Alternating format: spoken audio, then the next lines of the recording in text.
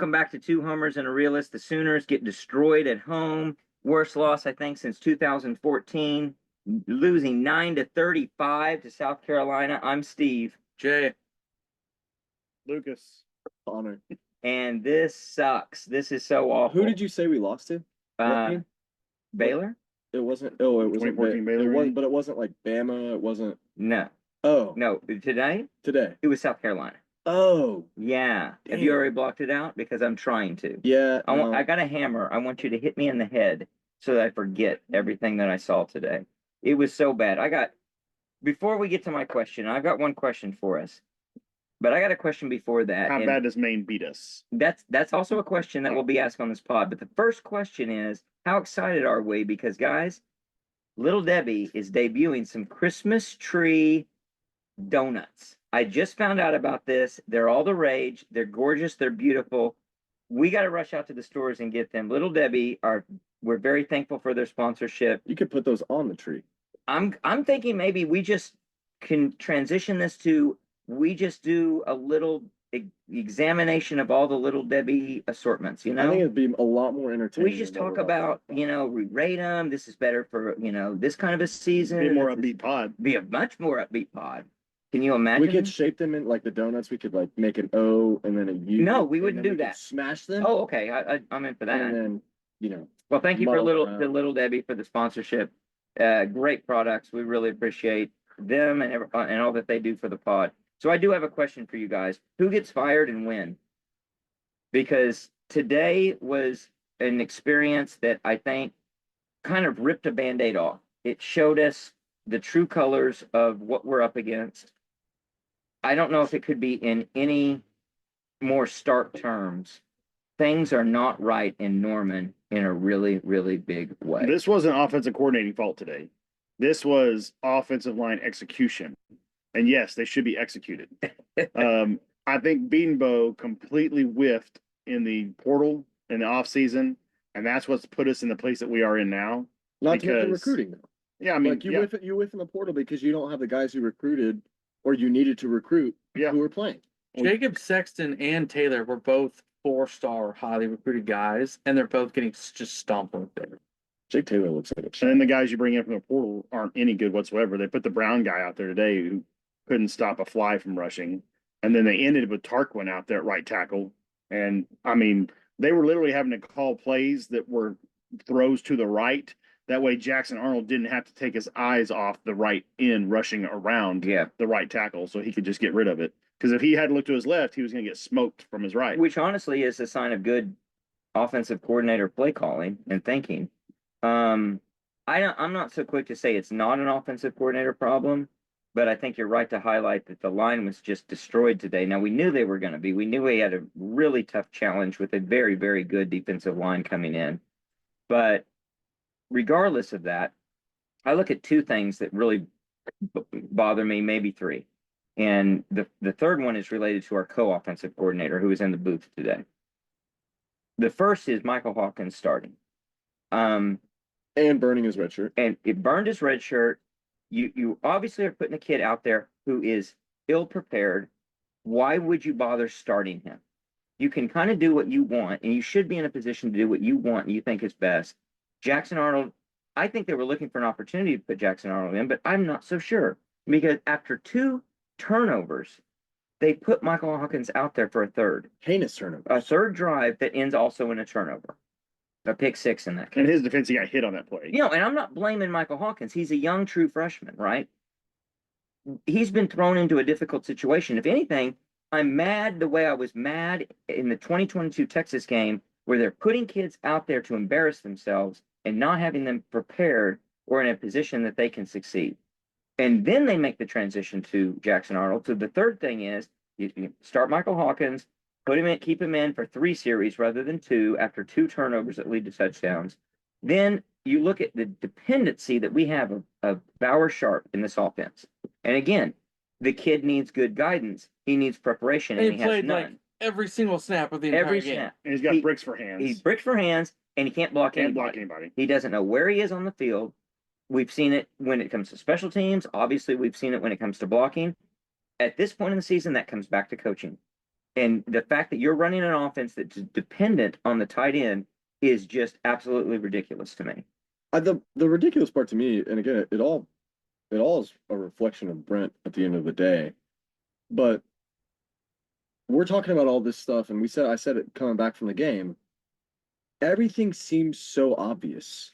Like the things that are not correct seem obvious, or the decisions that should be made seem obvious.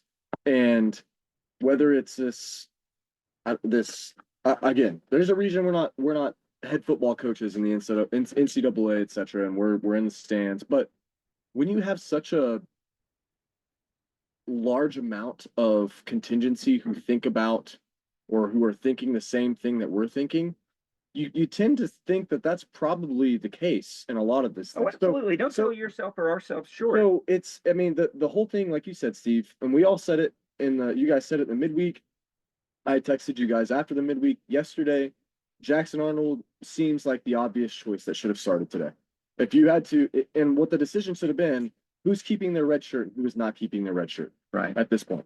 You don't say red shirts are out the door, we're going to play them both. You can't do that. Not with what we saw. Not at with what Ohio we've So State for seen. those who and don't what we've know, seen. both quarterbacks just lost their red shirts for this Both season. of them. Yeah. And I'm glad that Jackson lost his because I think Jackson is kind of the one who's going to be He's the one way going forward. farther along. And he's the guy. And again, we were all hindsight's 2020. I was on the Michael Hawkins train and everything else, but you go and you guys said it really well in the midweek. Michael Hawkins did the thing that he needed to do against Tennessee to give Jackson Arnold the breather that he needed, maybe. Absolutely. And Jackson Arnold probably needs to start at Auburn. And I think the game is probably pretty similar, if not a little bit more in OU's favor. And I definitely think we probably have a better chance against Texas last week. I don't know. He wouldn't have had a 49-yard run against Auburn, which was our only offensive point. Maybe not. No, I'm not I gonna think the hindsight 49 that. We I have two think other the- offensive touchdowns. I think the 49-yard touchdown from Hawkins So solidified him for the kept rest him in of the game, for sure. and gave him the Texas start. Yeah. What I'm worried about, in full circle, what I'm worried about, and like I said, it's a reflection of Brent. I'm worried that Brent has a little bit too much Dabo Sweeney in him and not enough of himself or of a unique coach. Like I think it's all we're going to give the guys that deserve opportunities a chance, and we're going to give the guys that practice hard. And I'm not saying all that's not important because it is. You're building a culture, but you have guys out there like Tatum who aren't in the game when they should be. You have guys out there like Sharp who are in the game when they shouldn't be. We have Devon Mitchell. I saw Devon Mitchell out there warming up. The dude is huge. Give him a shot. Or EPL on the offensive line. Give him a shot. Like what? I don't know why we play these or set these rules around who can be on the field and who can't based on X, Y, and Z. And we put so much stock into, oh, you bought into the culture, you're going to get on the field. I mean, Eli Bowen's one of the best defenders we have on the whole entire team, and he's starting as a true freshman. And that's It's like that's we what's make weird. all those It applies to decisions some on people and defense, doesn't. Defensively, but it doesn't. Jaden Jackson's offensively. out there as a true freshman. David Stone was in there as a true freshman. But for some reason on offense, it's like, well, we're going to give Michael Hawkins a shot, and nobody else gets a shot. From what I see, there are two distinct levels of football that are being played by OU. At the defensive level, they're in great to elite company in top level FBS football. With offense, it's something between FCS and FBS from everything that they do. And I've got my own theory on and I don't know if it's a culture that comes from Brent or what. I actually want to write about this. I think they have we refuse to take risks or don't want to take risks, but it translates into the strategy and the performance of everything that we see out there. Today, we actually saw, like you point out, Lucas, good schemes, a willingness to take chances when you should and do stuff. It does get completely polluted by the fact that you had some really bad turnovers to start the game. Just messed the whole game up. I mean, I know it doesn't play out this way, but if we don't have those turnovers and 27 points given up on turnovers and a safety that they wouldn't have gone, I mean, a 2-point conversion they wouldn't have gone for, they scored what on us? 7 points. They really only had two good drives. We literally could win the entire game with as bad as what we saw outside of the turnovers. which is how Brent feels. Which is exactly how I think he feels about when he it. watches the film. Which is, I think, a mistake. He goes back and it's like, if we just don't do this in the game, the defense keeps us in it and we win and X, Y, Z. But that- it boils back down to him making the decision that led to those turnovers, which was starting Michael Hawkins. And again, Hawkins got hit on the third interception. I understand that, but still, like you're making and fumbles tend to be random. and we are fumbling. But I got a the ball like question about crazy fumbling. also. I'm It's- worried We about fumbled fumbling. 2 more times than we recovered. I Three. think, and we Three. had some We fumbled, drop. we We lost had one. some Arnold fumbled and got one back. Hicks fumbled. Barnes fumbled and got one back. Hester. Hester, receiver got one back. Yeah. Oh, yeah, Hester when or somebody. He was going for to get the first down. And Barnes fumbled and lost Barnes it. fumbled and lost it Hicks fumbled and and lost it. No, Hicks fumbled and got and got back it on. back. Yeah. And so We had like 5 fumbles today. I'm worried on the fumbles that is a sign of that they've given up or that their heart's on it emotionally, something, or they're playing scared because fumbles are largely random, but your ability to or your inability to protect and control the ball in all of those situations adds up to some sloppiness that tells me you're not engaged. You're not locked in, as the kids would say. Well, one wild statistic is South Carolina has been very prone to turnovers. And I don't recall anything today where he threw a pass that was questionable and we should have picked it or could have picked it. I mean, Auburn Everyone was the same way. protected the We had the one. I mean, but they're like they're like in the top 10 of the worst. Well, Auburn was too. I mean, but to me, that's not. You can't count on 6 those. fumbles today. And I'm afraid Brandon's Lost. counting on fumbles. Lost. 3. We had 6 fumbles. You know how hard it is to have 6 fumbles in a game? That sounds like some like Billy Sims, Barry Switzer era stuff. Yeah, that's Right. some wishbone stuff. Yeah, legitimately. So Maybe whatever the ball's made of, we need to switch ball brands. well, we need to switch a lot of things equipment wise, including the field. The field I don't know looks what's like going on with trash. the field. They're bragging about it on Twitter this week. It was awful. They're Yep. slipping all It has over. been They're all ripping season. it up. It's been bad all The season. Tennessee fans were shocked with how bad our The field paint was. job is bad. Everything's bad about the field. And it's just a sign of the deterioration of so many things. Back to the turnovers. You can read into that too much, I think, with turnovers. You cannot count on them. And I'm afraid Brent's counting on them because you cannot create turnovers the way you think you can create turnovers. That was a Grinch mistake. You have to overcome turnovers and you have to be willing to have turnovers and overcome them. You can't think, I'm going to coach an offense that's just going to be so damn conservative that it never turns the ball over and we're going to win 10-7 because it doesn't work that way. It doesn't work that way for anybody. You've got to have an offense that's aggressive, that is willing to take chances and can go down the field and get scores. You look at the Lincoln Riley offenses, among so many, they were able to go and have production because they were not afraid to take chances and make plays. You look at, and there were a lot of clips of Baker Mayfield this week throwing to lesser receivers. And the takeaway was, we don't have to have 5-star receivers and we can do real well. Granted, that's a Heisman Trophy winning quarterback that's under center that's throwing those The throws. clips were from Ohio State. But the point is, he was still a Heisman level guy, right? But he also just had a willingness to take those chances. And that's what great and good offenses do, is they take the right amount of chances. And sometimes it's picked off and sometimes it's a great catch. You can't just play safe football and otherwise, why are we even passing the ball? Because like Woody Hayes said, 2 out of 3 things that you do are bad. If we're going to go to that football, let's just run the ball every time and make sure that, and no one else does it except for 2 teams that are undefeated right now. And I mean, Army and Navy. We saw it today.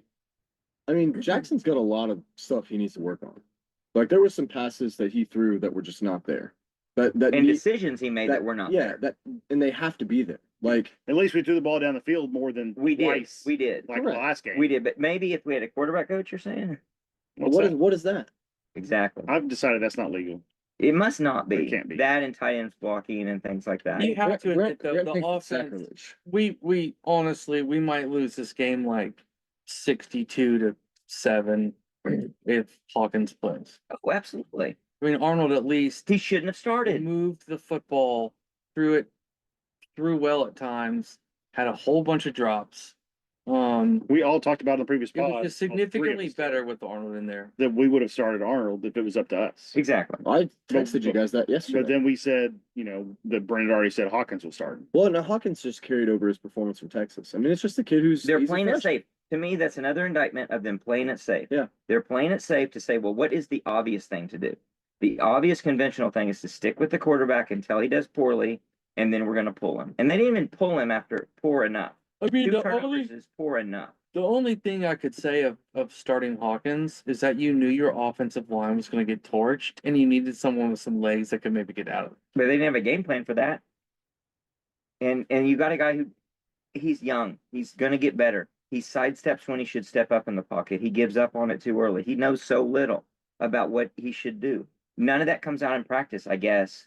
I don't know. I don't know what they're Well, doing. it's like you said, they were looking for a reason to do it. You look at the last interception, he gets laid out, and the ball leaves his hand, and it's out of his control at that point. Like Mhm. you get hit throwing the ball, it's probably gonna get it's gonna be contested more times than not. Like it's the first interception and the fumble, like you said, where I'm saying that's the leash, that's the length of the leash right Right. there. The third one, it's like, okay, so now you're going to take him out after a turnover that he really didn't have a ton of control over. You're almost It like, makes no sense. it's you're Like throwing the kid under the make bus. yeah, make the decision earlier if you're going to make the decision. Don't say that's it for you. Like, yeah, that one wasn't your fault, but we're going to go a different way. The first one was the right read. He just threw it about It a was half a a bad. It second was a too bad late. throw. It was a bad throw. I mean, if he throws that a half second earlier when he's open Or he instead of throws it harder. or leads him a little more, then the defender may dive and knock it away, but he doesn't intercept it. Right. I don't think, But that was a correct read on and the I'm first not play of the blaming game. Hawkins. I don't think any of us are. I'm blaming Seth Luttrell. I'm blaming the coaching staff for what they did. I'm blaming Joe John Finley. I'm blaming the whole group. When I go back to my question, who gets fired and when? I was of the mind, I've been saying all week, this is an audition that week by week they're trying to save their job, the offensive coaching staff, and they need to get better. They need to show us progression. You can win and play gimmicky, or you can play gimmicky and be close against Texas, and that can keep your job, or you're not at risk. By the end of the year, it can't be gimmicky. We have to have something to go on. We have to know it's sustainable. Well, and like All of that went out the window this game. exactly. And all week we hear and we read they're taking equal shared snaps or 60-40. You're not preparing one guy to go win you a football game. You don't know. You don't know at this point. Is still a question mark to you guys. And yeah, I know I've said like, oh, it's an open quarterback competition. Internally, it says this is our guy. This is who needs the reps this week. Right. So if it was going to be Hawkins from the get-go, why is Hawkins not getting 75% of the reps in practice? So to 90. me, Yeah, to or me, 90. Seth Luttrell lost his job today. Should. See, I'm in And- disagreement. I don't think today is on. I think today is Bill Beanbo Day. I think Beanbo Well, and I think Joe the John But offensive but it's line- also a But I reflection of don't- completely what. kills your scheming. But Seth here's the deal, runs you the can't- scheming. That's almost an excuse for Seth Luttrell. That's almost letting him off the hook. I've been I'm against. gonna- I was for the Seth Luttrell I hire know. 2 years ago. I was happy when he replaced Levy, Right. but the last 2 games, I've said that he looks like crap and there needs to be a change. But I don't think today is the day that continues the conclusion from the last 2 games. To me, it does because it was because better today, playing Michael but the Hawkins offensive line enough. is so bad that there's nothing. There's other than a wildcat formation or something. There's probably nothing Well, better you here's could do what today. scares me about that, and I don't want Seth Luttrell off the hook or Joe John or others to say, "Well, Beatonbow must be the problem. Let's get rid of him," because to me, that's getting down to the nitty gritty. That is cart before the horse. It's got to end with the offensive coordinators, which supposedly Joe John's a co-coordinator. Those guys have to take the fall for this. Now, maybe they can salvage their jobs throughout this, but something has to change, right? I don't see how they recover from where they are today and what I saw today on the field. I can be surprised. Now, it was still a game deep into this game when a lot of fans had left and they decided it wasn't. And I was thinking to myself, oh, this is going to be amazing if we come back, what the narrative's going to be, because it's going to flip. It's going to be really weird and awkward. If we win this game 28-24 or whatever it was, even when they were at 32 points or 32-3, we could have come back there. I mean, it would have been tough. We could have come back. If we figure out how to get one more touchdown in the third quarter, and we go into were the close fourth and went quarter, for it on fourth and didn't. and figure out how to be down only 2 scores going into the fourth, it's a completely different feeling ending the game. So for that reason, I'm with you. I think just it's a foregone scared. conclusion that he's gone. But I'm okay. not putting the onus on of this game, this specific game that we just watched. I don't think this was Seth Luttrell and Joe John Finley's I fault. hear you. I think it was the piss poor off-season transfer portal of evaluation. Well, I feel bad and want to evaluations from apologize to bringing Jay, in 4 guys who that can't play. 3 years ago was telling us that Beatonbow might not be the guy, and we were back and forth vacillating. And I think we kept pulling him off the ledge when we should have pushed him because it was ready to go. It's been too long. It's been too long. It's too clear. But I don't want that to be what we do to I don't think salvage it saves this the thing. job. I think the other two guys are gone. Okay. Yeah, But I'm just I saying I think this, everybody I'm should just be saying good. this game. don't DeMarco Murray, I have no faith in. I don't think the play calling today, like Lucas is saying, was bad at all. I think I agree. the game plan seemed well, with the Other than exception. starting Hawkins. Okay. That and the fact that we are still too dependent on a tight end being in this football game It drives me crazy. used as a key blocker on plays. I don't understand. And then when you throw it to me, you can't That's catch too it. obvious. Like the You fact know that he can't the do it. fact that this Yeah, he's hasn't a been non-factor. scrapped He's a non-factor. 3 games before He's a today negative. is enough to get rid of Seth Lachelle and JoJo. I, Now, I don't know if like they're sitting up there all week arguing and Joe John's is like, no, you've got to have a tight end in here because he was a tight end and this or that. But there's nothing they've watched on film that could possibly say, hey, these are the 2 best defensive ends we've faced all season. Let's put Bauer Sharp one-on-one with them. What do you say? unbelievable. Well, What do you say? Let's give it a shot. so we're not in disagreement about any of this. It's crazy. Jay, It's so he's bringing a crazy. 6th offensive lineman. I agree with that. I mean, 100%. you're better off with a 300-pound Anybody. dude out there trying to block. And then at least at Both that, Bauer at least Sharp at Or that and another running back, or another receiver. you have or a nine, anything. you have him blocking 90% of the time, and then when something shakes out where you can freaking run him out over the middle. What or we have? something, How many 2-back sets do we run today? No, man. I don't I think know. I can remember one where it was Hicks. I don't even remember one. Maybe Hicks and Tatum together. I don't know. Unless we I don't even audible remember that. or motioned into one, I don't remember And one. what's with lining up with 5 wide and then Bring 'em moving in. Oh, two no, of you're them just in wasting and our one of them in energy. the running I back? don't know. Yeah, you're literally It's just just a waste and the of clock's running and you're behind by 20 something points. Yeah, when And we you need start- them to go fast, they they don't- won't go I understand that you can run guys in motion so you see with the defense if there's zone Sure. or man. I understand that, but bringing 5 guys wide and then bringing a running back behind and then a tight end to the side, and the defense is just looking at you like, yeah, okay. Well, it who also cares? shows just a massive lack of confidence in what you're running offensively. If you have to be able to, you don't trust your offense to get open or go make plays on their own when you have to read the defense every single time. Every single time. It's some sort of shift or motion, And last and week it's multiple guys. they did the diamond The diamond. formation The last same week thing. and then motioned out of the diamond formation Yeah. every single every time. time. We didn't do that a single time. It was Today we did the motioning in. opposite. It was motioning into it. Yeah. And didn't really run anything that you can run out of a diamond or whatever. Nope. But no, what's so silly is you're literally just wasting energy Yes. because the players when they came back in, as you watch the defense, they don't even They didn't change. adjust. There's no Yeah. adjustment Mhm. made. This is still my guy. Oh, my guy went from the slot to inside tight end. Oh, my guy went from the slot to the running back. I don't know. It's just Well, I'll bring up something that's related to that, and that's I saw a lot of single coverage with tight corners today, and not once, maybe once, did we really even try to threaten deep. The one he threw to Lauren- Hester when he rolled out, he Right. just overthrew Hester a little Right. bit. Right. I don't. That's about that's it. solid, but he overthrew. he should have him. hit that. So Lauren turns around to me and asks a good question because she was confused. She doesn't know. She goes, "Why are they both up in the booth?" She said, and I said, "Well, actually, a lot of offensive coordinators are, go from the booth. I don't understand it exactly either. I mean, you got to have somebody down on the field." So I said, some of them are down there on the field, some of them are not. But it brings up a different question, which is, well, somebody's got to be the check with me guy, aside from the guys sending in the signals. And so it does. I'm not saying that Seth would be different or better if he was on the sideline, but not having somebody who can just say, "Hey, you may not be seeing this, but you got single coverage over here, and there's no safety help. Just go deep." Oh, like the one where Brennan Thompson was on an island. by himself. Exactly. Just go deep. You're not And we seeing don't it. even we don't Just even go look at deep. him. We have don't a do headset anything about That that. cuts out in 15 seconds.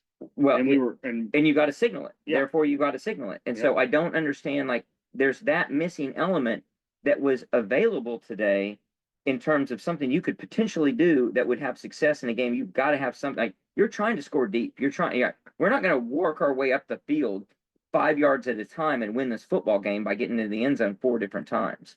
Something big play's got to happen, It's so bad. and it's not happening. It's so bad. I mean, like, look. I mean, you want to call out the one positive of the day that shouldn't ever be a positive is our leading receiver. Who is that you ask? Yeah, who is that? Jacob Jordan, Preferred walk on. preferred walk on. Drake Drake Stoops Stoops light. built. Yep. Goes for 6 receptions for 86 yards. Hero's effort. And Congratulations to looked him. looked Did that guy a all scholarship?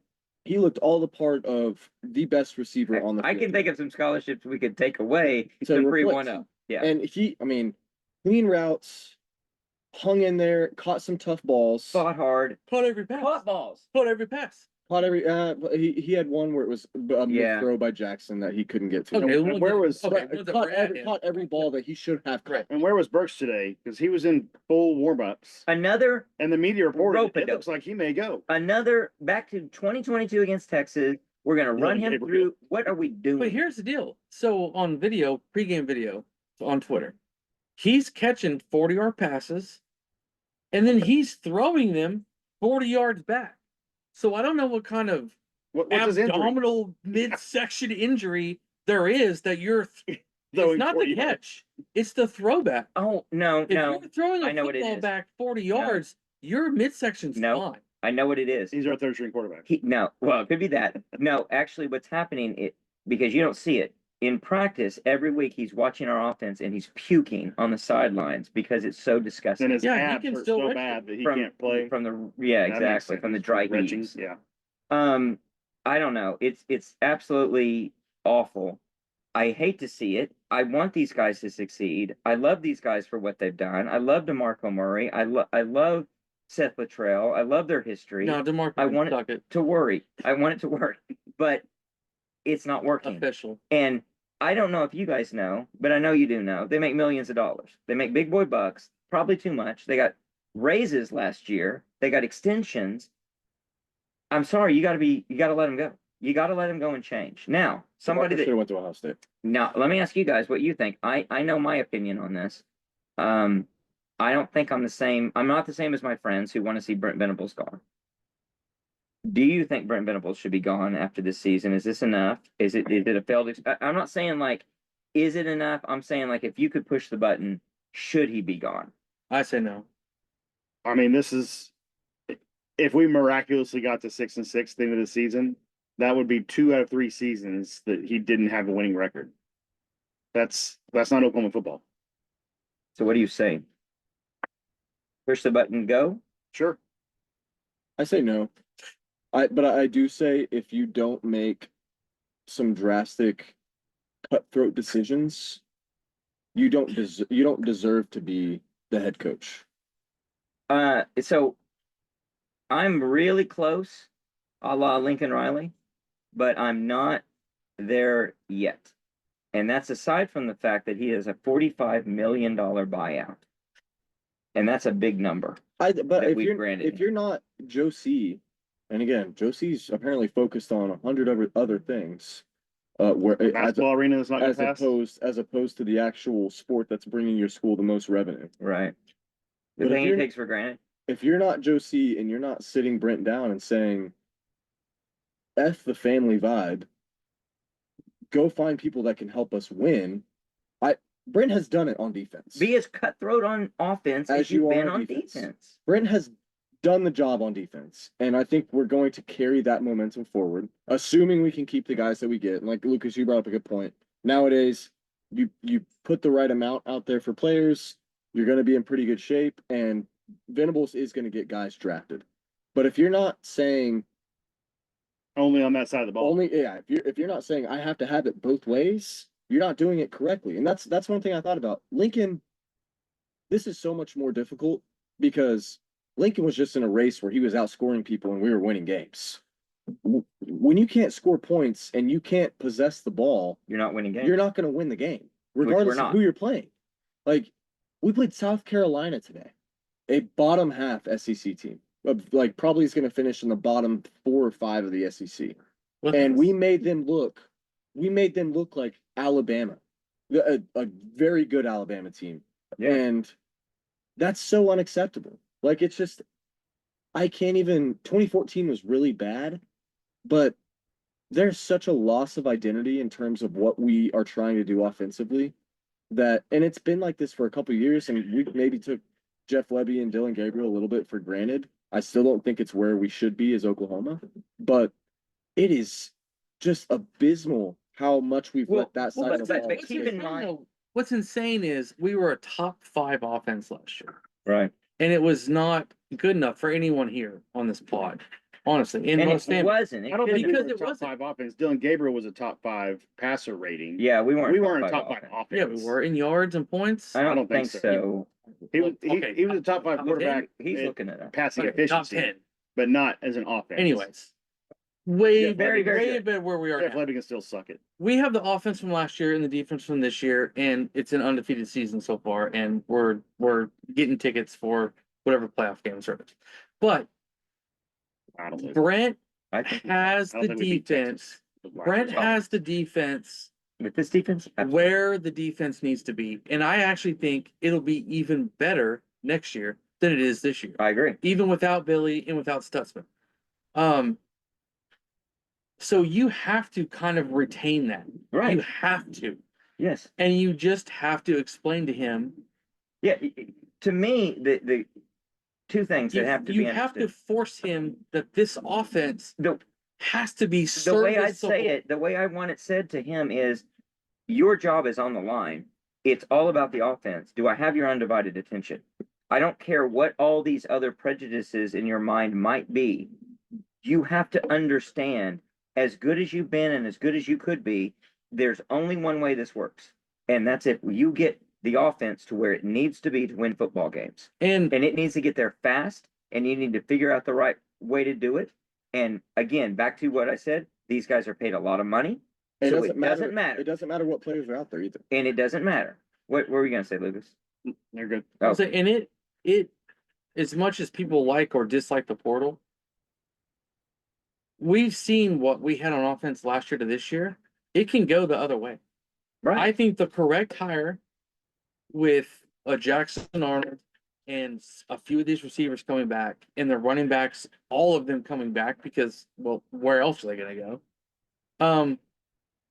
In NIL, if you get a serviceable to good offensive line and you get receivers back and the running backs back and a quarterback that can teach Arnold what to do, you can instantly flip the script. And you can really flip the script faster on offense than you can But defense. 5 years ago, this wasn't the case. Right. Like you were, No, you had to you build were it. screwed. You had to build Like it. that was it. You were No. done for 3 Absolutely. seasons. That's why the rope is shorter. That's why And now it's not. everything is different today than it was then, and you're held to a different You standard. could bring in because 11 new could be, starters you could on and offense should be this good. next year. Absolutely. There's I'm in complete agreement. And That's why it can be done. it can be done and can get really good. But you've got to do it, Yes. and you've got to make some tough decisions for sure. And then you got to spend the money. And you got to And you spend the money. I tell you what's not a tough decision, and what's not about spending money, but actually saving money and getting good value for your money, that's Tobacco Exchange.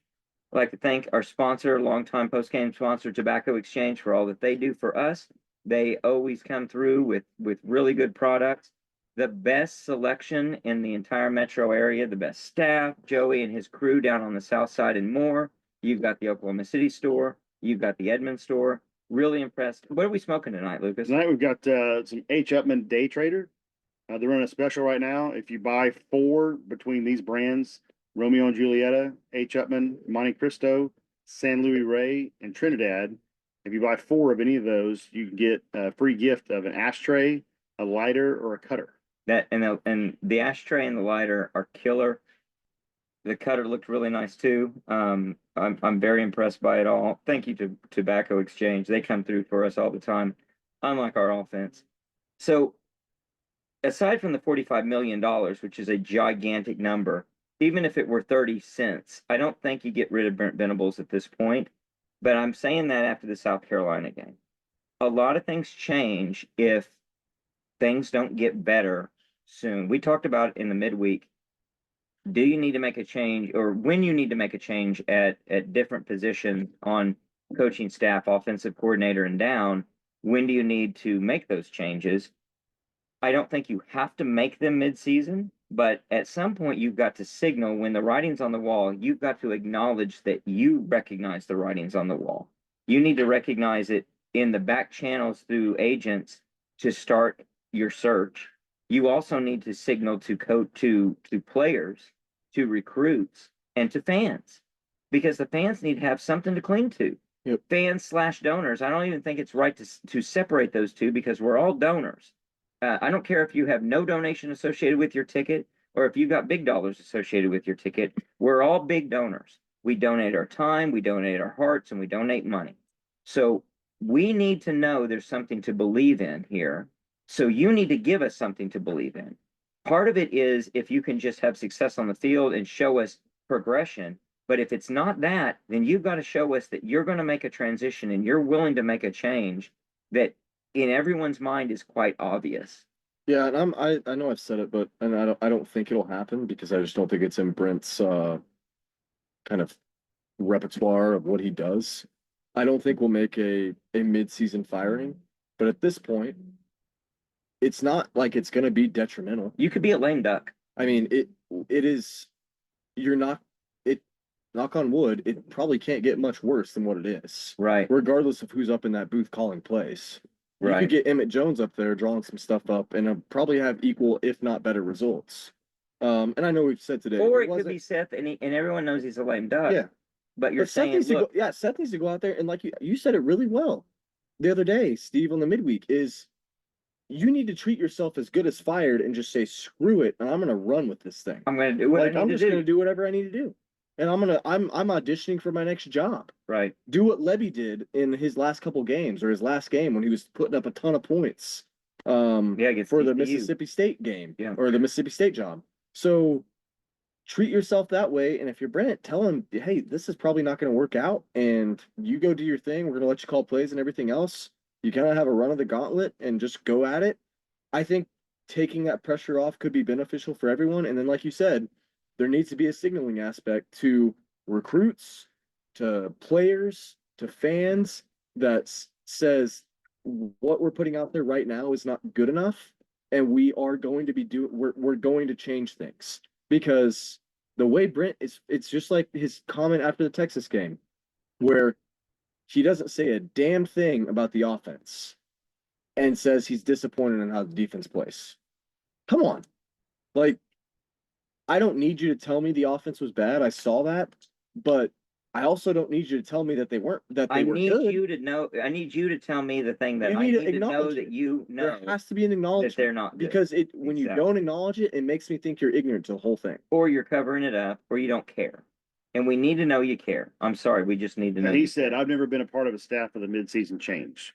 Well, maybe now's the time to start. Yeah. Right. There's a first time for everything. Create your buddy. identity. I mean, like you said, Be cutthroat.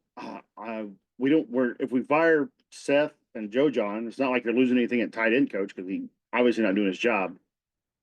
You could move one of the analysts over to a different position. Emmett Jones could call plays. We're Hell, not winning I say or losing. Bring more Cale Gundy back and games let him call plays. because of who's on. Mend that bridge. Yeah. Let Cale come in, take over the offense, see what happens. I think if you can The problem. Interim offensive somehow coordinator. do I'll that. tell you a problem with that, but go. No, I mean, no, go ahead. I was going to say, I don't want to say that bridge is burned, but I mean, I think it is. well, it probably is, but we are so far down the road. I don't know if that can happen. And here's the problem with that. If he has a lot of success, it creates controversy. He has to be either told you're auditioning for a job which he may not want to do, or you're not auditioning for a job which he may not want to do. I don't know if I would take the opportunity to be offensive coordinator for this. I think you're right. Well, you might if you were an analyst and you come, but if you're somebody that's coming back, like it tarnishes your name and your record a little bit. I would Yeah, I go, don't think there's let me anything do it. positive. I don't care if Tom Brady was like, oh, I'll go be the offensive coordinator. Bill for you. Belichick. Yeah, it doesn't. What are you going to gain from it? Nothing, because I don't think there's anything to gain from it. Right. It's not As an just outsider. a coaching. As no, an outsider. it's not just a coaching problem. We don't have the players But people to understand be that. successful. So I think that's the difference between someone who's saying I want to, like an Emmett Jones, assuming he's got play calling capabilities and He's got aspirations. nothing loose. He's on staff. Exactly. That would make sense. An analyst would make sense. It's An not getting worse. outsider. Not getting worse. Now, Kilkenny might make sense because he may say, you know, like a Bob Stoops coming back for the Oregon game in the bowl, I'll go ahead and do it. I'm not going to be the coach. Everyone knows I'm not going to be the coach going forward. I'm cool with this. And everyone knows I'm making the best of a bad situation. You're calling me in off the bench, so to speak. No expectations that it has to be good. That might work, but it has to be really clearly communicated. And I'm afraid it would get muddled if he had success. They'd say, you know what, why not Kale? And if you're looking at it from a marketing perspective, you're saying, well, that's a little tough because I actually want the guy from Indiana or whomever, or Kevin Wilson or whomever. It's yeah. I mean, there has to be a progressive step forward here, and there's got to be something more to take from where we're at. Like this week kind of for me was we said it before the game, and I know we kind of maybe we're loosely saying it, but Mike sent us the text like this is where Luttrell puts it all together. And I'm not saying he didn't put a better game plan together because I think he did to an extent. But everything that we've talked about in terms of offensive line scheme and offensive line ability and everything else, and rotations with running backs and Bauer Sharp being out there when he shouldn't be, it falls back to Seth Luttrell. Seth Luttrell has to say all in all of that. Well, Like, let me Seth messages down, get Bauer out of the game or keep Tatum in the game. He's the only one who looks like he can go produce an electric play right now. That's what's going to happen. Maybe we're giving too much. Well, he had 4 carries. What do you want? We're giving guys like DeMarco and guys like Biedenbow and God knows guys like Joe Jones Too much say in what we should be doing. Yeah, I agree. And it's like Brent Venables not being the CEO. Like you're letting people run huge parts of your team without overview or oversight, and it's not working. And don't think of it as micromanagement. Right. Think of it as just doing your job. Right, Because we don't have exactly. that many layers of hierarchy here. That is actually something that you can take over and do. And if you can't handle it, like if you're Brent and you say to yourself, I can't handle all of this management, then maybe the button does need to be pushed and you say, I'm sorry, you're not Nick Saban. We need you to be Nick Saban. I know that's an extreme, but that's factual. Like that is a national championship dynasty coach. That is the template. You want to be him. You want your program to have that. And if he can't do that, you want someone who can try to be that. I promise you, Nick Saban many times was like, why in the hell is so and so out there right now? Absolutely. And that was not something he let go. Yes. He came back and made comments about it. Well, and it's not just Nick Saban, it's all the great coaches. If you look back at Barry Switzer and Bob Stoops or other Oklahoma coaches, just to keep it at home, for like example. Bob telling Josh, run the ball. Exactly. And that's not actually the quote, but yes. What was the quote? Run the effing ball. Oh, okay. They made say tough words like that. decisions when they had to make them. Now, I mean, one criticism we had of Stoops, which is this is within the legacy, and you see it with Venables, is you've got a guy who may be too loyal to guys. Great coaches, great CEOs make decisions that are tough.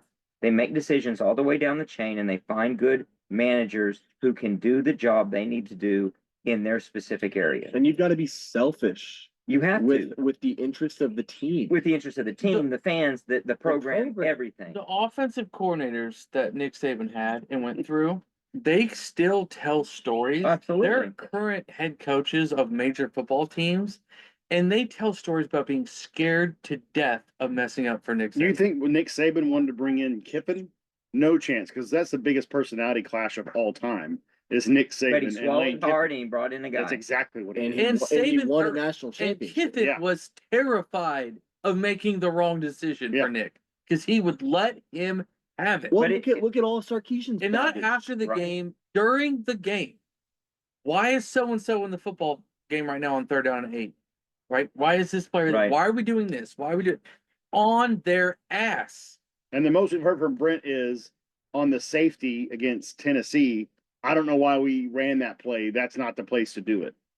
That's pretty much the only criticism we've really heard. And I don't mind it not, we may not know the criticism, but the criticism needs to be had behind closed doors and on the headset. Well, he needs during to the let game. us know that he's criticizing Yes. too. Well, Well, this 'cause you're podcast, gonna- yes, but you- not the fans. You've lost fans at halftime That's because a it great was so point. poor. I agree. There was booing when Hawkins went out there for the third series. Yep.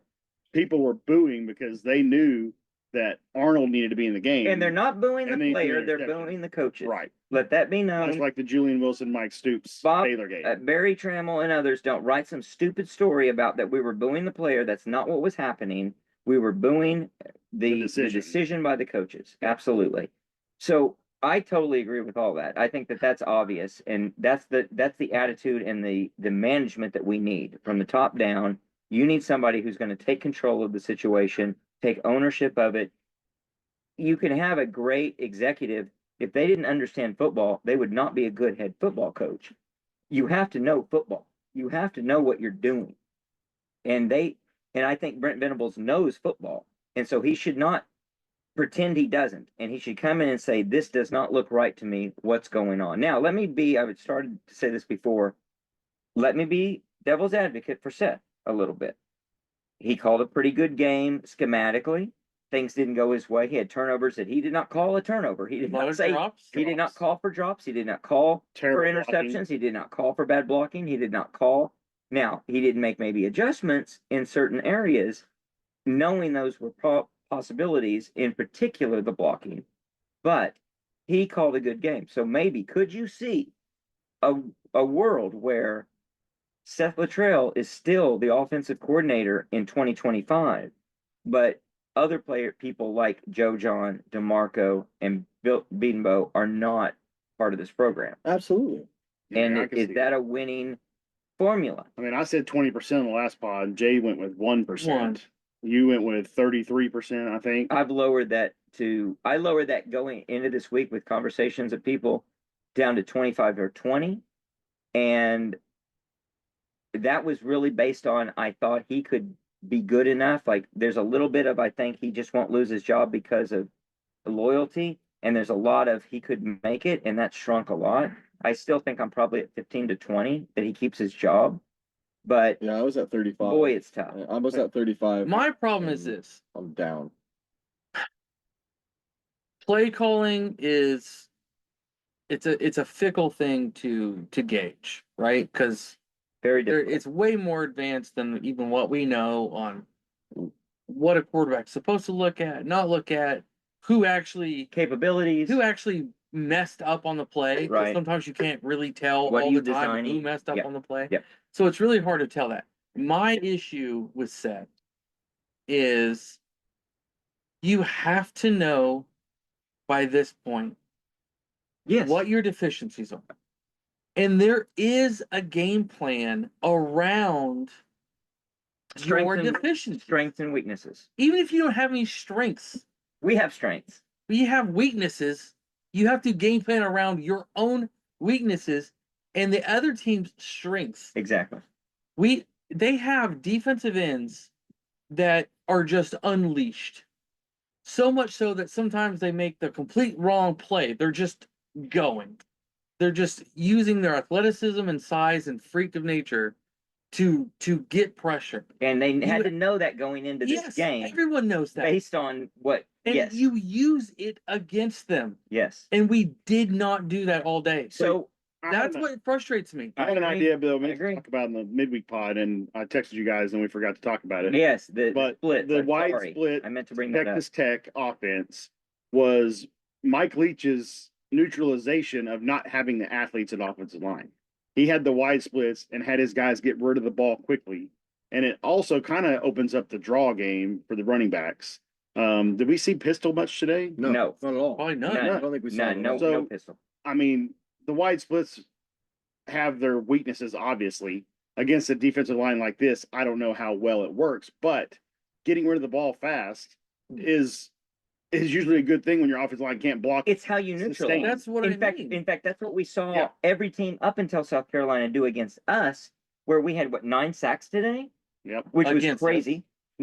Oh, do we not? How many sacks did we create? I don't know. We had 9 sacks against us, which is How a many record sacks against did? OU. How many did we I have? don't think we had that many. We Three? had Oh, we had a bunch of negative, negative No, yards, we didn't but get and that We a had lot of we had rushes. tackle for losses, but We I didn't bet get we many only had sacks. 3 sacks maybe. We got a ton of pressure. We I got a feel like, ton of pressure. but he kept slithering out of it or, getting rid of the ball or something like that. But I just don't understand how Seth came from a Mike 6. Leach offense. 6 sacks. 6 We had sacks. 6 But, sacks. Yes. I mean, so A ton of how does he negative not yards. have the thought of maybe this would work?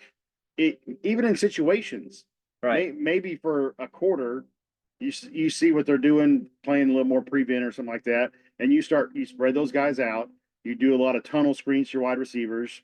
You do some halfback draws. You fake the handoff out of the pistol on a play action and just throw to a drag route because Right. it's underneath the linebackers Right. and you get 5 yards. And Draws, that's as good shovels, as a run. screens, Hey, yeah, bubbles. Am I an In Mike idiot? Leach offense, a 4-yard pass is as good as a 4-yard run. Right. Am I an idiot? Don't answer. But am I an idiot, or do we not run one damn screen today? We ran one. We tried to Outside run screen. one that he had to spike the ball. Right. The back. That was it. Yeah. Is that not how you can neutralize a defensive line that's That's coming in your over-aggressive? face and Well, overly and yeah, aggressive? and we were running power. We ran a couple power tosses that had productive yardage where we're shifting everyone. Our over wide to receivers block on can't that block, side. so you really can't do much with that. Yeah, but I mean, it was You still got- productive. You got the smallest dudes, 81. Who's 81? I don't know. You can Reagan. throw Reagan. some Reagan. stuff. He looks like he weighs $150. He But- does. but He does weigh about 50. my point- Thompson's 5'7". I mean, those guys aren't blocking on sweep plays or tosses. And my point, Steve, back to what you said around we do have strengths. We do have strengths. And we finally are able to cash in on one of the strengths with Brennan Thompson getting open over the top. So Brennan Thompson, when that play is being set up, it was him and the walk on Jacobs. Jacob Jordan, sorry. Thompson switches with him to move to the outside and move Jordan into the slot because I saw that. Yes. it was reversed. So Yeah. yeah, Thompson moves into the slot Yep. because Thompson sees a matchup. Thompson exploits the matchup. We burn him over the top, touchdown. What do we not do the rest of the game? Look down the field to Thompson. The very next drive is the one that we talked about earlier, where Thompson is one-on-one in with a press coverage corner. No safety. Over No the top. safety over the top, on an island by himself, the only receiver on that side of the field. We don't run a slant and we don't run anything to try to get him open over the top. Yeah, We don't hot a route him. or slug anything. go, a stop and go. Yeah, Yes. we quick run slant a- and nothing. Lazy curl route that never was in the play because both the first two progressions were to the other side of the field. So it's like you finally find something that works. And And you're again, not gonna another use it. indictment on Seth. You finally find something that works, and it's like, good thing it worked then because I'm not going to go back to it again Right. at all. The other thing that I'm mystified about, And that's all that Brandon Thompson can do. By with the way, with the weakness that we have at offensive line, well known. If I'm a defensive coordinator, I'm just making hay and making hay with every that. team we've played the last 3 or 4 weeks, their safeties are all the way up in the box. Yeah, they're I like don't know why 12 we're. yards off the line. I don't know why we're not getting blitzed every play. So Truly. there are plays you can use to exploit that trick plays. You can or semi trick. I wouldn't even call it a trick play at this point. That's just part of offense, and we never run one. You could also run something where one of those guys has to be athletic enough to throw a ball out of it. And if you got a guy running free because you've done something behind the line in a double pass. Well, Deion Burks is that guy. We never do that, because he yeah. can throw it 40 yards. Because they saw Yeah. Jay, did you true. say it as well? It's like even on those plays where 'cause I'd love to see a reverse or something to misdirect someone. or jet sweep. Where I mean, at this point, why not? Why We not? run people in motion in front of the quarterback every freaking play. How about just that You forward may as pass where well you do that, do it, just that a touch shovel pass. touch pass? I like how we still play action in the fourth quarter, But- down 3 touchdowns. Yeah, too. exactly. Right, as if it's exactly. needed. Yeah, you're making As the if defense it's out. needed. Yeah, Yeah. Max They're recognizes totally that. worried. Max is yelling in my ear. It's a whole Why are we waste of- play Yeah, actioning? The well, we're whole play waste of actioning- 1 second we're of play farming the actioning on- football out. We're exactly. play actioning on 3rd and 12 Yeah. from our own A kid who's freaking played just 38. this NCAA 25 or whatever it is, he knows. Yeah, but Jay, to your point, and it's something that I was calling out in the stands with Christian, is we don't have a single guy who can take contact and go do something afterwards. No, Right. they're There's down. no- Everyone's tackled. There is no yards after contact. We have Javonte Barnes should be a yards after contact guy. He seeks contact He and then seeks goes contact. down. Yeah, no, we his- have Taylor Tatum is the only guy that can go If probably they half have a yak, and stat- you don't play him. if they have a stat on this, we have to be the worst yak team there is. Oh, Boise State's running back, Ginty, had more yards after contact than our entire offense had in rushing going into this week. More yards after contact. he's not a with big one guy. player.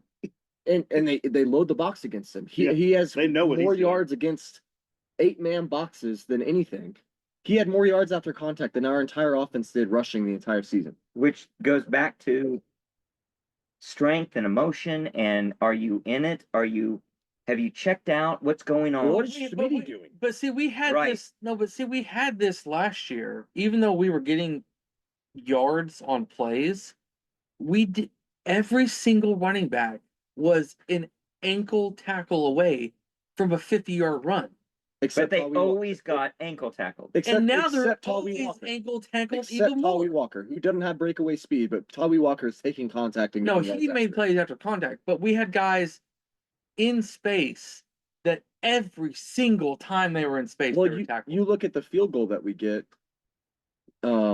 No, I'm sorry. I don't know was how you the- teach that. No, it was the blind Like side. I it don't was know that that's like a thing in practice. You The fake offensive Can It work was blind the, side. yeah, the fake think offensive it's an blind side. attitude. The How blind does an side offensive block. lineman blindside somebody? He's literally there to block people. Apparently, it was pretty weak. But Barnes, the second he breaks out into the open, most running backs house that. Yes, he didn't have a chance at housing. And it was like, all right, he's breaking open. There's no shot. He's scoring. almost looking for the guy who's Yeah. going to tackle And him. he's hugging the sideline Yes, instead of trying to break open in the middle of the field to say, go make make me a go play. down. Exactly. Make a play on me. And he's using the sideline as an extra defender. So, and I have very little confidence that even if that penalty doesn't happen, that we actually convert to 7 points there. Well, at it's that just point bad. too, and that was the game was still in doubt at that point. For and he sure. had 5 yards on whoever was chasing him. Yes, And you He got- at Oklahoma, your running back should Yeah, house should that. have. He that. got, Should yeah, house that. he got ran down. We Yeah, he had got- fullbacks that could house that. yeah, and have repeatedly. Yeah, So I some think of Dimitri Flowers it comes back house to plays attitude. more than that. Yeah. It comes back to attitude, and some of it is just you. When you play with confidence The and know walk. what you're doing, you can make things happen that otherwise won't happen. If you watch whatever Friday Night Football's on, you'll see a lot of guys who do exactly what we're describing out of Oklahoma, and that is not Oklahoma football. No. Oklahoma football is where you're doing things where if you make a mistake and let a guy out in space, he's gone. Yeah. Or if he's not gone, he might as well be, because they're going to put the ball in the end zone in the next play. You think about how many times we've had either in the past a turnover or a big play, and you knew what was coming next, and they knew what was coming next, and it didn't matter. It was a touchdown because we went over the top and did it. And we don't have any chance or any threat to There's do it. there's no playmakers, and you go back to, and it's a stark difference, and probably it's not a fair comparison. But go look at some of the guys in those Lincoln Riley offenses. But and that is the standard. yes, exactly. To put it to an extreme, go look at someone like CD Lamb, who is making 9 different jukes. And yeah, some of them are stupid where he's not running forward on the field, but he's making guys make a play on him. And a lot of the time, he's escaping tackles, escaping plays that are And- going to put him down, and he's getting to 5 the end Texas zone. defenders. And that's not something. So other programs can look at that, and I could think, and you can honestly criticize them to say, hey, that was your 1 in a million shot. Don't think that that's who you are. That's not Oklahoma football. That's 70 years of Oklahoma football. If you go back to Joe Washington, if you go back to these guys, Adrian they Peterson, all did that. all stuff. those guys. They all did it, Mark, and they were able to make it happen. Kennedy Brooks in recent memory, I who would was like kill for Kennedy. not the most unassuming running back we've had in a long time. And the dude is sitting there just bowling people over, patiently waiting, and then breaking into space and scoring touchdowns. So if you go back to Seth Luttrell when he was a player, he was a very productive player, very helpful. He obviously was not the star. Quentin Griffin was the star running back. We had star receivers that were making crazy plays. We had Andre Wilcock. We had Curtis Antoine Fagan. Savage. We had Anton Savage. We had guys that were just making tremendous plays. I don't think Savage played at the same. Did he play at the same Yeah, he time did. as? Yeah, he did play at the Yep. same time as Luttrell. So you had guys Norman. making plays. Josh Norman. and they just were making Oklahoma football plays. And that's what you make. That's what you do. You're good enough that you can do stuff that takes risk and it works out more times than it doesn't. And that's a beautiful thing about offense is it doesn't have to work every time. It just has to work once. Whereas defense has to work every single time. Mhm. Offense just has to work once. And that's probably why And we got need that mindset. yeah, and that's probably why we got behind Michael Hawkins to an extent, because the dude was laying his body on the line to get to the end zone. He's flipping over people, he's helicoptering over people to make sure that he gets across the line. It's very easy to latch onto something like that because, like you said, Steve, that is the standard. I expect you to put everything on the line to win the football game. And yeah, it hasn't worked out with Hawkins, but I think the kid has the right mindset. Translate that to everyone else. Like, and the Jordan is a perfect example today. The kid's out there grinding, gets his first snaps of the season, looks by far the best receiver on the field, and he looks like he's gritty in what he's doing. He's fired up. He's running the right routes. He's catching all of his passes. He's making moves. He's like the first receiver this entire season to juke somebody out. Yeah. Yeah. And make him look silly. Yeah. And this is a kid that Making you the know right jukes. all day long, every week in practice, is working his butt off. And it took Probably on the practice squad, this Yeah, much absolutely. time scout team. to just be like, oh, screw it, we're just putting everybody. I mean, I joked with you guys, it was 32-3, and I said, at this point, you may as well just put all walk-ins in and lose this game 80-0 because those guys are going to try hard. as right. hard as they can possibly. And then they put him in, No, and, you he's, could tell. and he's our leading receiver. No, you could tell he was giving it everything. But he's not just our leading receiver. He was the best receiver on the Yeah, field today. he technically Right. was the best. And it was, and Yeah. technically, and eye test wise, he looked like he knew what he was doing He more needs than to start anybody next else. week. He Yeah. should start. He should start in the slot next week. And But he won't. And Unless that's Burke- Yeah, that's what- exactly. You're yeah. right. You're exactly right. He won't. And honestly, I don't know. Petaway must suck. Jacques Petaway must be a horrible football player. Well, no. I'm gonna defend him with some grace and giving him the benefit of the doubt. This coaching staff is so bad. I think they're looking at the wrong metrics, 100%. and they're thinking he isn't good because of whatever thing he's not doing, and they're choosing the guys who, for whatever reason, because they're safe, because they're the easy choice, because they're dotting all their I's and crossing all the T's. For some reason, they're the guy that gets the starting job, and I think that's the wrong and it's- attitude to have. It is, and that's exactly what I said. He must be doing something in the middle of the week or at practice that Hell, he's probably ad-libbing, it's pissing, scoring. it's pissing them off. and they're probably saying, Yeah. "No, we didn't want We you to didn't run score it. We there. didn't We run it." wanted you to go But- down." Memory serves me correct, and he was, when Burks goes down in the Tennessee game, Petaway's the most productive receiver that we have, and he's the guy that our quarterback looks like he's the most comfortable throwing to. And since that game, he's probably seen the field less than 10 times. Oh gosh, yeah, No exaggeration. Absolutely. Like probably less than 10 yeah. times. Auburn, Tennessee, Texas, and now today. And he didn't see it. He didn't play a snap today. I don't if think I'm- he did. If I didn't see him. I didn't see him on the field, and if he He did, it obviously was didn't not get any sort of targeted. warrant. I didn't see him. He definitely didn't get targeted. So that No, he doesn't didn't get make targeted sense to me. last And to me, I'm getting more and more concerned. Like, so there's two things that I'm concerned about. Only One is two? Really? they're so global, they cover everything. One is an attitude of we cannot and will not take risk on offense. And two is we just don't know what it takes to win on offense. That we're taking a defensive mentality to offense, and that's a mistake. I saw it before years ago with Gary Gibbs. Gary Gibbs ran and instituted a style that was very defensive oriented. Gary Gibbs was one of the top defensive coaches in the history of football. He ran number one defenses out on that field every year under Switzer. He gets the head coaching job, and we take a different tactic offensively and defensively, and it put us into a shell. It put us into mistakes. We tried to play it safe. We'd kill for some of the Gary Put Gibbs us in a shell offenses going that we 8-3 had. and 9-2. But why? Yeah, are we- exactly. Why are we We'd not kill look- for that at this Why point. are we not looking at something? And again, this is the extreme example of the season. Why are we not looking at something like Vanderbilt, who probably has similar level athletes as we do right now on the field? Well, Oh, that's injuries. ridiculous. They don't have our outfits. With- They They think do they're not. third. Yeah. But let's just say, all things considered, let's just say they are on the same plane. With why- the injuries, whatever. Why are you not templatizing that? Why are you not saying, that looks pretty good and it looks pretty easy? Because it is. I've watched Vanderbilt play 2 games since they beat Bama, and what they do is not difficult. It's not hard. I'm not saying you say we're throwing our whole playbook out and we're going to this, but just take something and say we've got to establish some sort of productive identity here because we're not. What did we Like, run? there's nothing Did we there. run for less than 2 yards a carry today? Pretty sure. I don't know. I think we were at 3.5 yards per play overall.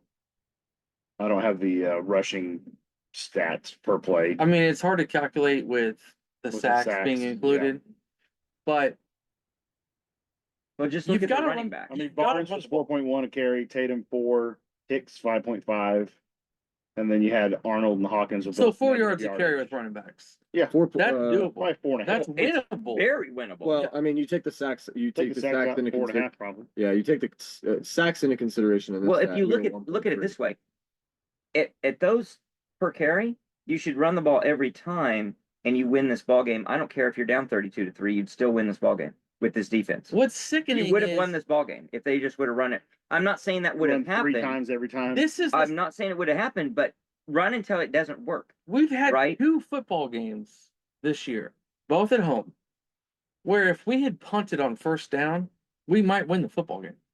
Yeah, That's true. That's Tennessee yes, you're right. and today. You're right. We punt on first down our first 3 possessions against Tennessee and today. We might win those football games. That's how ridiculous this season. It's disgusting. It's disgusting. It's absolutely disgusting. And we keep talking about this and circling the drain on It's this deal. insane. The truth is, what is the answer? The answer is The punt on first. these coordinators, these guys are not working out. No one will ever see it. or coming. when you sniff. What if you sniff field goal range. pooch punt it? Pooch punt on first down for 70 yards, and it's their ball in their own 10. Or you say I screw, don't think 7 yards is a big punt. touchdowns. Screw touchdowns. You try to get in field goal range, just kick field goals. So Shorten the field, get to the 35. it tells you where we are, and it tells you the problem of what we've got. It is coaching. We deserve better. We are better than this. We should be better across the board. And it is back to other regimes where we I want this guy to win. He's showing good things. Listen, any of us could show up and scheme stuff that would look okay because it's football, right? We would have completions. That's not enough. We need winning. I'm back to, I don't see any way these guys keep their jobs, and they need to be out the door one way or another right away. Yeah, it just has to happen. Like you said, we can't be circling it as much as we are circling it without some change needing to be made.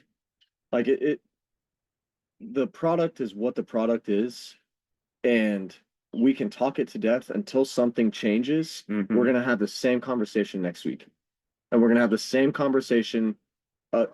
Maine will be an interesting game. So let's finish on where we think we're headed. We've got Mississippi coming up. We're not going. I'm not going to any more away games except the one I have to go to. I'm being made to go to. I know if we're going to home games. I'm not going. Yeah, Missouri's. I don't see how I can not just cancel the Missouri game and sell my tickets now, hoping to get something for that. And it's got to be the same thing with LSU, right? I mean, we have until October 30th to cancel our reservation. If we come out and somehow look like a football team, an offense against Ole Miss, that's when you're like, all right, maybe it's Maybe. And it'd be fun to do it. I want to do it for the players. I want to do it to be a part of it. I want to do it to be there. I don't want to give up on them, but it's not something I can just do easily. And I'm not the only football fan looking at it this way. No, everyone today, I mean, we've all talked like, yeah, we're joking because we're going to sit there through the misery in Norman every time the Sooners take the field in Norman, and we're going to weather the storm. But you are going to start losing some fringe fans who want to go to games. And it won't be just fringe. And it'll be a lot of people. And we saw it Well, today. the entire student we section. could- Second half started. we could spend our Saturday much more productively than what we did today. Well, and you look at Much more the enjoyable. fan base that was there today and the fans I'm walking in with and sitting with around me. These are not your the normal typical fans. people. They're not They've the sold their season ticket tickets holders. and some other people are there. Yeah, it and was that's wild where how many of the fans in our section sold their tickets. And it's going to be more and more and more. they've got to see all of this, right? So we've got to see a turnaround and something. And unfortunately, it's a turnaround to what are we building for the future and where are we transitioning Here's to? my deal for the future. I think you have to not wait to let go of staff for several reasons. One, the way the timing is on recruiting, the way the timing is on the transfer portal. And quite frankly, you have to give people a glimmer of hope. You've got to give them hope. Hope. Well, isn't that And that's not a even transition? knowing who it's going to be, but you're hoping Well, it's here's the somebody way. great. Here's the hope I have. It's not with these guys. It's all right. This is a transition. We're showing that we're going to be competitive and try to go to a bowl game to extend our season and get more practices. But what I've always said, if people in Joe C's position ever, you have to have a short list. You always have to have a short list working because you don't know what's going to happen. A guy could get hit by a bus. A guy could have to get into a position where he's going to be fired. You have to have a short list. That includes Brent Venables having a short list for who he has. He's got to have that short list to figure out who he's going to bring in. And we're Oklahoma, damn it. We're not North Texas.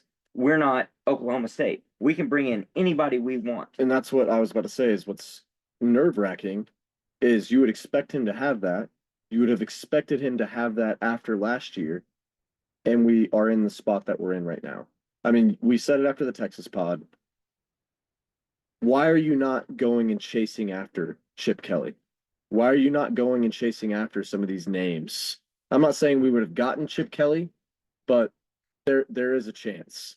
And I am glad that we're not the only ones suffering. It looks like Lincoln Riley's in a suffering position. Maybe we can hire him as an offensive I saw somebody on Twitter from today. USC. You keep Brent Venables as head coach. You hire Lincoln Riley as head coach. You don't tell either one that they're not the head coach. And you just let them run their side of the ball. See, I'm You saying, tell both of them they're not head coach. Fine. Yeah. Just say Get somebody we're else running to be coordinators. the- yeah. Exactly. Or yeah, 3 head put, coaches. put one of us out there as head coach Yeah. and say, I'm gonna let you guys do whatever you want. that's my solution not to get political of the political situation. We tell them both they're president and we don't let them do a damn thing. So it's so crazy. And I do hope there is a short list, Steve, like you said, but you've got to hope there's some innovation in Brent's mind to say, I've got to get uncomfortable when I'm doing this stuff. Okay, here's the deal. Are you a seasoned veteran offensive coordinator hire? Or are you a young, hot, up and coming offensive You're the best of both of those worlds. I don't mind. Steve, I have a job. I don't mind. You wouldn't do it. I'm going to give you $2 million. Take a pay cut? And Are I you know kidding it'd be a me? big pay cut. Oh my God! I And got all family that- to feed. And all of that scrutiny, yeah, because you face none now. this isn't zero. So It's got to be the right fit. it's got to be the right It's gotta be fit. the right fit. But here's the deal. It can't be you gotta be careful with how you say this because people can take it the wrong way. It's got to be the right fit for winning football games. I'm sorry, but that's what we're actually about. All the other stuff is important, If you take but an it's got to be established, the right fit for winning football if you games. take an established person as OC and it doesn't work, well then you know you've got a deeper, bigger problem. Right, and that's how If that you've got a great fleshes out. If you take a young up and comer hotshot guy, I don't know if you know that you've got a bigger problem.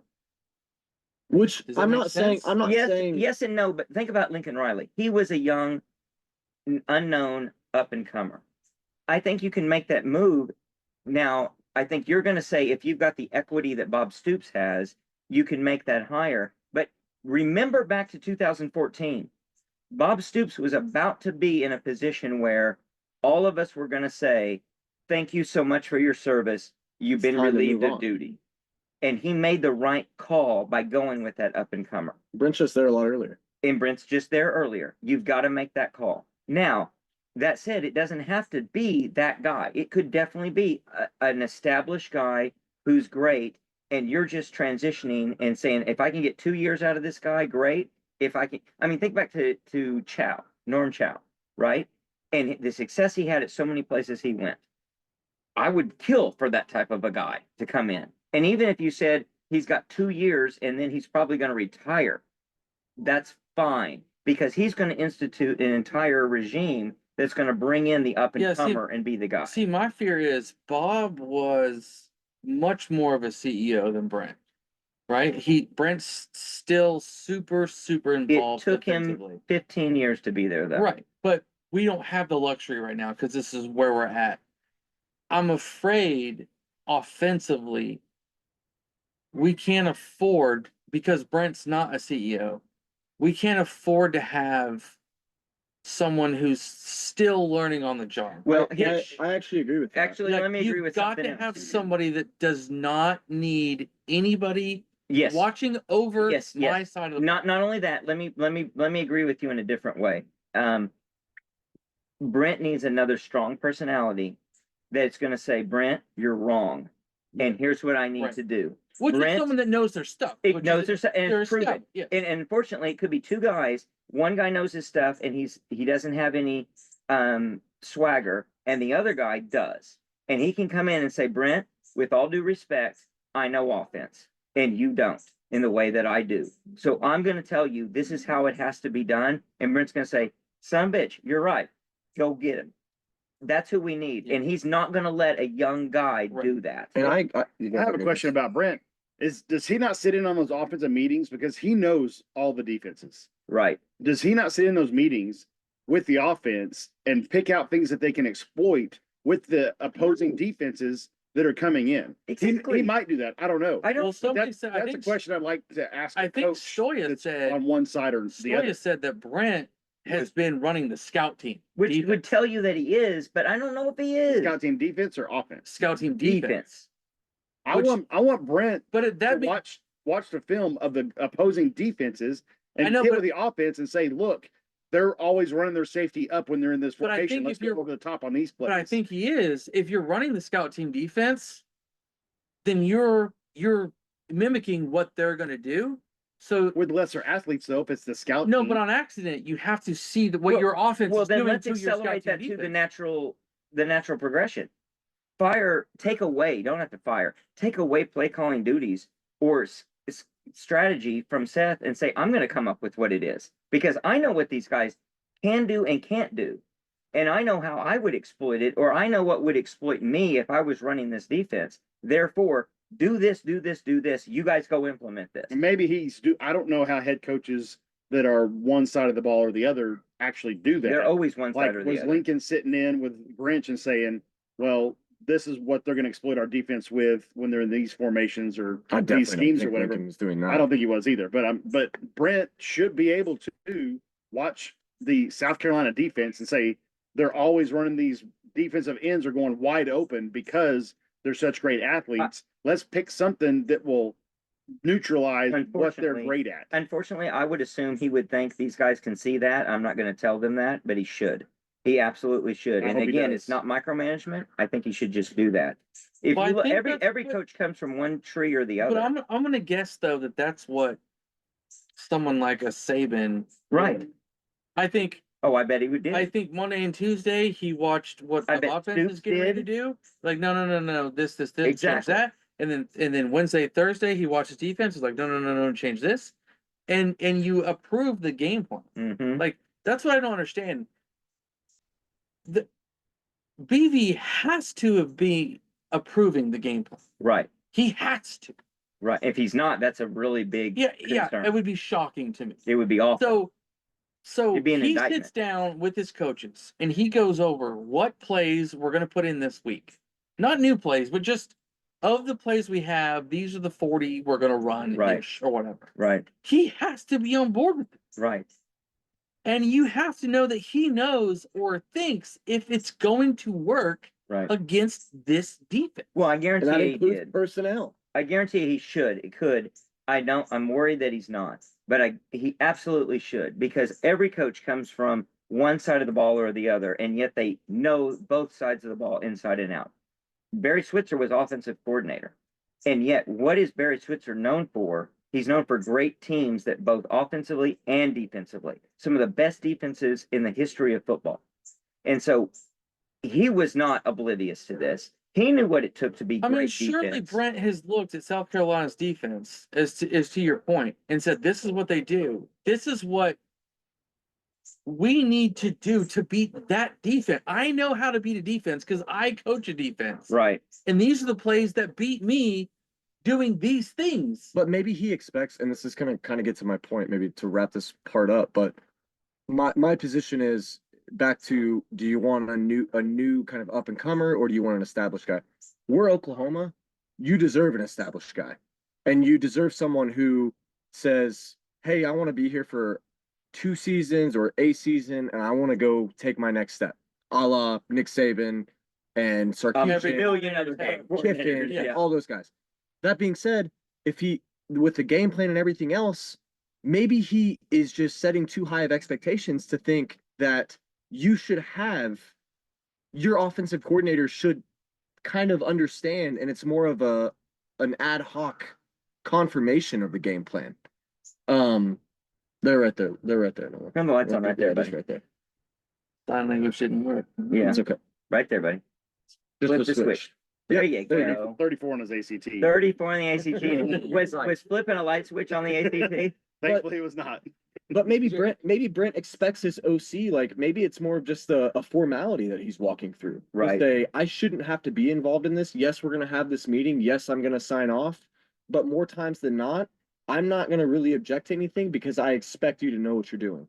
And guess what type of person knows what they're doing and gives that head coach kind of that confidence is an established guy, a tenured person who is gonna go out and run your offense productively. So that is why I want the seasoned, veteran Chip Kelly-esque type of offensive coordinator, as opposed to we shouldn't have to fall back on a Lincoln Riley type of guy, because also those guys are 1 in a million, Right. and And a lot of hit. you're gonna hit and miss, A lot of hit and miss. and Yeah. a lot of misses, Yeah. a lot of misses. We Look missed at on Oklahoma Josh State. Heupel. Look, yeah, what's that? We missed on Josh Heupel. I think so. Well, you're I mean, saying he's seasoned now. you're They- yeah. They just beat Alabama. You're saying So he's we got him early. we got him early. Yeah, and too early. Yep. And I think that's a great point, and all of that's important. The hit and miss, the miss ratio, the false positives is a real big issue. So I Brent lean can't miss towards again. he can't miss again, and but I don't care, right? I want him to pick the right guy. I'm not. It doesn't have to be Brent Venables or bust. It has to be success or bust. I mean, Zach Alley is He's hitting. He's Yeah. hitting. That's a And hit. he's Right, a yeah. no, you know. So But he's also someone that Brent was very, very, very familiar with. So you've got it. It's a type 2, type 1 error. You got it. You got to balance both. That's a great point. On you have a lot of people who look good, a la Seth Luttrell. It's not working out.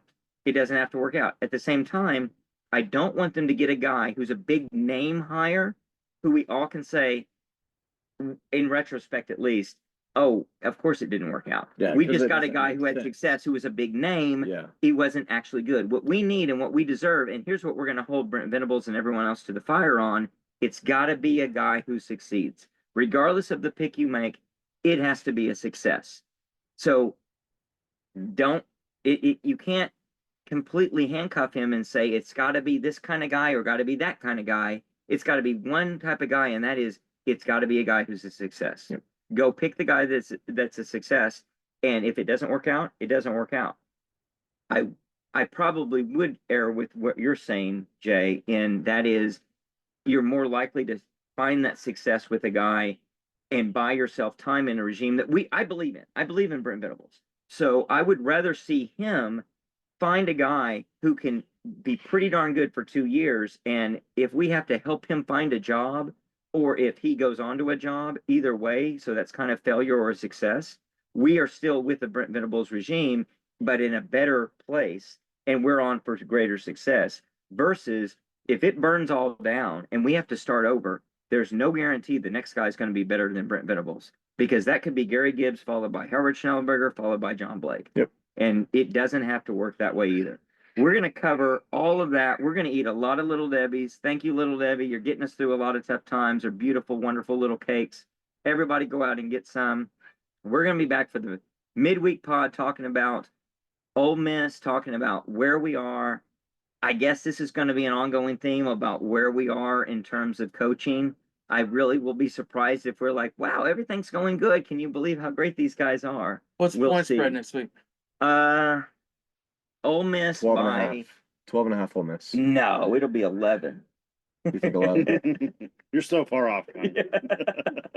I'll be surprised if it's not double digits. What do you guys think? 15 and a half. 15 and a half. I'm gonna say They had a bye week. And Ole Miss will cover. I'm gonna they say had a it bye. opens at 13, closes at 14 and a half. Well, If it opens at 13, it's closing at 17. I am 1-1 with a game to go, so it's wide open. I'm not, but I may still take Ole Miss regardless, just for the sake of the Ole Miss the is going to group. beat Just us for by helping us 30. out. just to help us out. They're going to beat us by 30. I don't know. There's a lot to be determined, but unfortunately, it's not about where OU's probably going to go this year, other than a bowl game. It's about can we get in a progression that we can get success in the future. This season is a rebuilding year. It's official. So I don't know. Until then, Boomer. See you.